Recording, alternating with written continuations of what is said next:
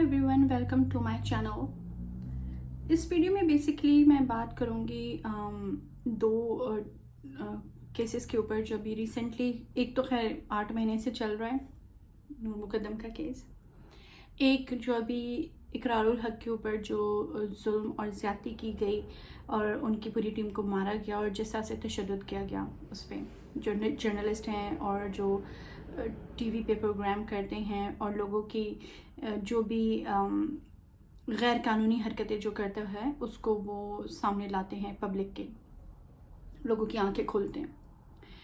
तो बात ये करनी थी, पहले बात कर लेती हूँ मैं इकरारुल हसन के ऊपर जो तशद्दुद हुआ, जिस तरीके से ब्रूटली उनके ऊपर तशद्दुद किया गया उनकी पूरी टीम पे। और मुझे लिटरली समझ में नहीं आती है यहाँ पे कि एज अ जर्नलिस्ट एक आम इंसान नहीं है, उसकी एक रेपुटेशन है, उसने अपना एक करियर बनाया, अपने आप को एक मुकाम तक लेकर आया, जो इंसान उसके साथ ये हुआ है। सोचिए वो जो आईबी के जो ऑफिसर्स हैं वो एक नॉर्मल इंसान के साथ क्या करते होंगे बर्ताव। उनको तो 3-4 घंटे में इतना बुरा हाल कर दिया, जिनको वो पकड़ के लाते हैं, जिनकी इंटेरोगेशन करते हैं,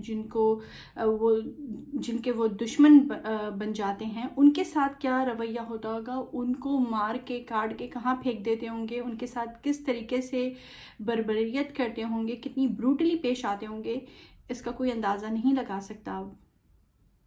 क्योंकि एक जब रिप्यूटेड बंदे के साथ ऐसे किया जा सकता है, जो जर्नलिस्ट है, जो एक चैनल से मीडिया में काम करता हो, जो इसको पब्लिक थोड़ा जानती हो, उसके साथ जब इतनी बदमाशी से, इतने रोब और इतने दबदबे के साथ, इतनी पावर के साथ उस पर जुल्म किया जा सकता है, तो सोचिए एक आम इंसान के लिए ये महकमा और इस तरह की जितने भी एजेंसीज़ हैं वो आम इंसानों के साथ क्या करते होंगे।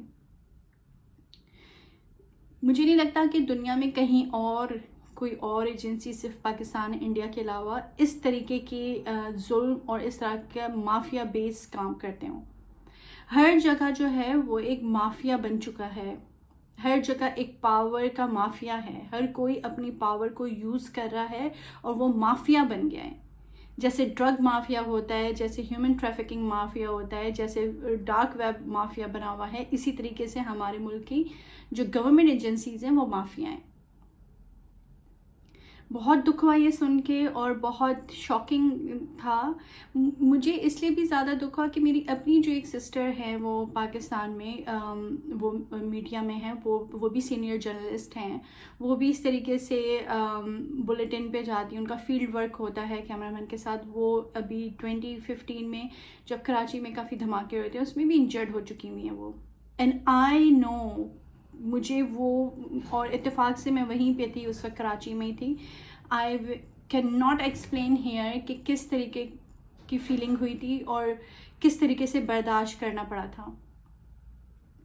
अभी तो एट द मोमेंट जिस चैनल से लिंक है इकरारुल हसन का, एटलीस्ट वो उनके सीओ के लिए खड़े हुए हैं, सपोर्ट कर रहे हैं, लेकिन most of the time journalist के लिए तो ना उनका कोई डिपार्टमेंट, ना कोई उनका चैनल, कोई उनका साथ नहीं देता, उनको ऐसे ही छोड़ देते हैं। सिर्फ एक सेंटेंस आता है कि yes you have done a great job, you are brave. अपने लोग जब आपके इस तरीके की तकलीफ़ों से गुजरें और मारे जाएं, उन पे जुल्म हो जाती हो, तो फिर आपको अगर जब ये आप सेंटेंस मुझसे निकालें तो मुझे लगेगा कि हाँ चलें, आपके अंदर कोई इंसानियत है।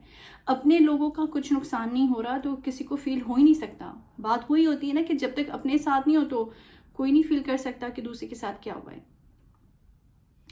तो ये बहुत ही एक अजीब सी, एक अजीबो गरीब किस्म की दहशत, बदमाशी, बर्बरियत, जुल्म की इंतहा। और आपने सुन ही लिया होगा, सबको ही पता चल गया होगा कि उन पे किस तरीके का तशद्दुद किया गया। मतलब इंसानी लेवल से बिल्कुल गिर जाते हैं सारे के सारे। मतलब इंसान तो वैसे ही नहीं बसते पाकिस्तान, इंडिया में तो हार्डली किसी 1-8% को आप इंसान कह सकते हैं, बाकी तो सिर्फ भेड़ें ही हैं और जानवरों की लेवल की दिमाग और लाइफ है और आदतें हैं और सारे बिहेवियर्स हैं। तो इस पे हमें जितना कंडेम करना चाहिए और इकरारुल हसन का साथ देना चाहिए, इस पे کیونکہ ظاہر سی بات ہے جس طریقے سے وہ ہاسپٹل میں جس طریقے سے پہنچے، مجھے یاد آتا ہے ہم اپنی بہن کو دیکھنے جس طریقے سے ہاسپٹل پہنچے تھے اس وقت. So it reminds me all the things اور بہت سے ایسے جرنلسٹ جو بیچارے مارے گئے دشمنیوں میں، مافیا کے ہاتھوں، ڈفرینٹ گورنمنٹ ایجنسیز کے ہاتھوں. کسی بھی ظلم کے خلاف جو کھڑا ہوتا ہے اس کو یہی کرا جاتا ہے کہ اسیسینیٹ کر دیا جاتا ہے پاکستان میں، یا تو اس کو کسی ایسے کیس میں پھنسا کے اس کو ختم کر دیا جاتا ہے، اس کو قتل کر دیا جاتا ہے، انکاؤنٹر کر دیا جاتا ہے. اس کے علاوہ اور کوئی سلوشن نہیں ہے پاکستان میں. مطلب بڑی ہی افسوس کی بات ہے، بڑی ہی ایک پینفل سچویشن ہے. مطلب جرنلسٹ کی فیلڈ میں اگر جتنے بھی لوگ ہیں میرے بات سے اتفاق کریں گے. اب آ جاتے ہیں نور مقدم کے اس میں کیس کے اوپر تھوڑا سا میں بات کر لیتی ہوں. اس میں مجھے یہ کہنا تھا کہ اس پہ میں نے پہلے بھی ویڈیو بنائی جب وہ ظاہر جعفر اپنے اس جرم سے ہی مکر گیا ان دی اینڈ فائنل اسٹیٹمنٹ میں. شروع سے تو وہ کہا جا رہا تھا کہ ہاں میں نے کیا ہے، ایک سیشن ایسا ہوا تھا جب شوکت مقدم کے سامنے کھڑے ہو کے اس نے بولا تھا یا تو آپ مجھے رہا کر دیں یا پھانسی پہ لٹکا دیں، مجھے جیل میں نہیں رہا جاتا. اور ہاں میں نے یہ کیا ہے. شروع میں اس نے یہی بولا تھا کہ میں نے جب یہ قتل کیا، قتل سے پہلے میں نے اپنے فادر کو کال کی اور فادر کو یہ بتایا کہ وہ شادی سے انکار کر رہی ہے اور سم تھنگ. مجھے تو لگتا ہے یہ بھی ٹوٹلی جھوٹ قسم کی بات ہے. نور مقدم کو جب اصلیت پتہ چلی ہوگی ظاہر جعفر کی تو وہ کیوں شادی کرے گی ایسے انسان سے، کیوں کوشش کرے گی؟ وہ تو خود جان چھڑانے کے چکر میں اس نے چھلانگ لگائی. وہ گھر سے کتنی دفعہ اس نے ریسکیو کرنے کی اپنے آپ کو کوشش کی جس میں وہ ناکام ہو گئی بیچاری انسکسیسفلی. تو انفارچونیٹلی کامیاب نہیں ہو سکی، اور نہ ہی وہاں کے جو ان کے ساتھ جو ان کے ملازمین ہیں جو انہی کی طرح کے مونسٹر ہیں تو انہوں نے بھی اس کا ساتھ نہیں دیا.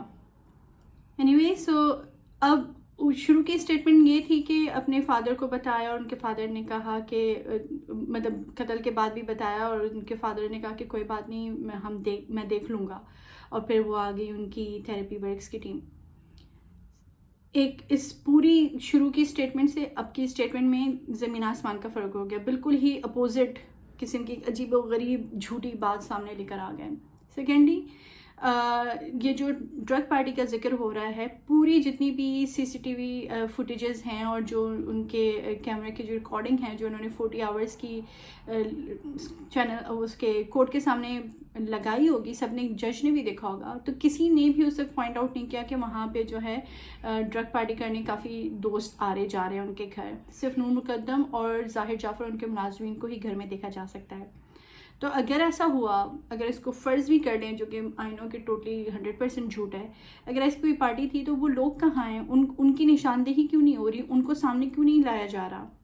آپ لے کر آئیں پھر اگر آپ اتنے ہی سچے ہیں. اور اس سے سب سے بڑا جھوٹ یہ کہ یہ بڑے ڈرگ میں وہ ڈرگ استعمال کر کے بالکل انکانشیس ہو گئے اور ہوش میں نہیں رہے، اور جب اٹھے تو ان کے ہاتھ بندھے ہوئے تھے. اور تھیراپی ورکس کی جو ٹیم ہے وہ اس کے بالکل اپوزٹ بیان دے رہی ہے کہ وہ جب پہنچے تو انہوں نے اس کو قابو کیا، اس نے ان کے ایک امپلائی کو زخمی کیا. پھر انہوں نے دیکھا کہ وہاں پہ پہلے جب گئے وہ انٹر ہوا اس کے کمرے میں تو وہ اس کے نعوذ باللہ اس کے سر سے کھیل رہا تھا گردن کاٹ کے. اینی وے بہت تکلیف دہ ہے یہاں پہ اس طرح سے بولنا. لیکن آپ یہ دیکھیں کہ بیان میں کتنی اسٹیٹمنٹ چینج ہوئی اور اینڈ میں کتنا بڑا جھوٹ سامنے لے کر آ گئے. مجھے یہ سمجھ میں نہیں آتی کہ عدالت کس چیز کا ویٹ کر رہی ہے. اوپن شٹ کیس ہے شروع سے اب تک، اس کو بہت پہلے ہی اس کو فائنلائز کر لینا چاہیے تھا، لیکن پتہ نہیں کس چیز کی پروسیڈنگ ہوتی رہتی ہے، سمجھ سے باہر ہے. بٹ اینی وے مجھے ان دو ہی کیسز پہ بات کرنی تھی. اقرار الحسن کے لیے ہم سب کو کافی ہم کنسرن ہیں کہ اللہ کرے کہ ان کو جلد سے جلد وہ صحتیاب ہوں اور ان کو مزید کسی چیز کا نشانہ نہ بنایا جائے. اور اس طریقے کے جتنے بھی میڈیا سے کام کرنے والے جرنلسٹ ہیں یا جتنے بھی ہوسٹ ہیں اور جو بھی سچ کے لیے لڑتے ہیں اور غیر انسانی حرکتوں کو، ناانصافیوں کو، اور جتنی بھی دھوکے بازیاں، رشوت لینا، اس طرح کی جتنی چیزوں کو وہ لوگوں کے سامنے، پبلک کے سامنے اپنی زندگی کو داؤ پہ لگا کے پیش کرتے ہیں، وہ اپنا کام جاری رکھیں اور ہوپفلی کہ ان کی لائف سیف رہے. کیونکہ اب نہ کوئی سیفٹی تو کبھی سے بھی نہیں تھی پاکستان میں، اب مزید مسئلہ سارا ہے کہ سزا نہیں ہو رہی کسی کو، شروع سے اب تک سزا نہیں ہوتی. کرتلین کے بلوچ کے بھائی کو بھی چھوڑ دیا. اب آپ یہ دیکھیں کہ اس کے بھائی کو چھوڑ دیا جس نے اپنی بہن کا قتل کیا اپنے ہاتھوں سے، اس نے قبول کیا اور اس کو چھوڑ دیا. تو میں جہاں تک جو ایک بگ پکچر نظر آ رہی ہے، مجھے تو لگتا ہے کہ اس کو بھی چھوڑ دیا جائے گا ظاہر جعفر کو. لیکن میری دعا ہے اور ہم سب کی آواز، ہم سب جو ہیں نور مقدم کی فیملی کے ساتھ کھڑے ہیں، میری دعا ہے کہ اس کو سخت سے سخت سزا دیں. ایٹ لیسٹ کوئی ایک ایگزامپل تو سیٹ کریں کہ لوگوں کو کچھ تو ٹرسٹ ہو، تھوڑا سا تو ٹرسٹ ہو ہمارے لا انفورسمنٹ ایجنسیز کے اوپر کہ یہاں پہ شاید کوئی انصاف کہیں پہ جا کے مل سکتے. لیکن وہ بھی صرف ملے گا کیونکہ شوکت مقدم کی کیونکہ اپنی ریپوٹیشن ہے، ان کا ایک اسٹینڈرڈ ہے، تو ان کے لیے پھر بھی شاید سوچ لی عدالت. لیکن عام پبلک کے لیے، ایک نارمل انسان کے لیے جس کا کوئی نہ بیک اپ ہے، جس کا نہ کوئی بیک گراؤنڈ ہے، اس کے لیے کچھ نہیں ہے. بڑے افسوس کی بات ہے. لیکن مجھے سمجھ میں نہیں آتا کہ میں یہاں پر آ کے اسپیچ لیس ہو جاتی ہوں. مجھے سمجھ میں نہیں آتا کہ میں کیا بولوں یہاں پر آ کے. لیکن صرف جو ہے نا دکھ ہوتا ہے اور افسوس ہوتا ہے، شدید تکلیف ہوتی ہے کہ کبھی تو بہتری آئے ہمارے ملک میں. کچھ لیول پہ تو انسانی لیول کی کوئی چیزیں ہمیں نظر آئیں کہ انسانوں کی طرح زندگی گزارنا شروع کر رہے ہیں. Anyway guys, I was literally very shocked اور مجھے بہت دکھ ہوا، مجھے غصہ بھی آیا. تو میں نے سوچا کہ میں یہاں پر آ کے کچھ تو اپنی اس میں کنٹریبیوشن کروں، کچھ تو آ کے اپنی آواز یہاں پہ آپ لوگوں کے سامنے پیش کروں اور اپنی جذبات اور سوچوں کا یہاں پہ آ کے ایکسپلین کروں کہ how I feel. And literally it is very painful. اور یہ سب مافیا اور بدماشی ہے، اس سے زیادہ کچھ نہیں. صرف پاور کا ناجائز استعمال ہے جو کہ ہمیشہ سے ہوتا آ رہا ہے اور پتہ نہیں کب تک ہوتا رہے گا. جب تک سزا نہیں ملے گی اس وقت تک ہوتا رہے گا. خیر anyway guys, take care and انسان بننے کی کوشش کریں، انسان بنیں، انسانی رویے اختیار کریں اور اپنی سوچوں کو بڑا کریں. Take care. اللہ حافظ.